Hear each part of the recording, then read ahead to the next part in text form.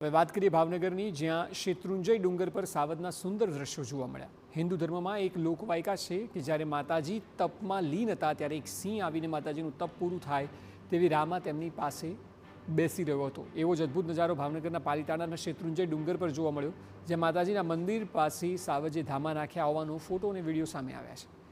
One અને પર્યાવરણ પ્રધાન અર્જુન મોઢવાડિયાએ આ ફોટો અને વિડીયો શેર કર્યા, જેમાં શેત્રુંજયના ડુંગર પર સિંહ માતાજીના નાનકડા મંદિર પાસે લટાર મારે છે અને માતાજીની મૂર્તિ પાસે જઈને બેસી જાય છે.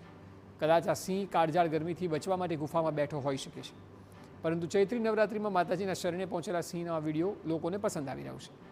હાલ આ વિડીયો સોશિયલ મીડિયા પર વાયરલ થઈ રહ્યો છે.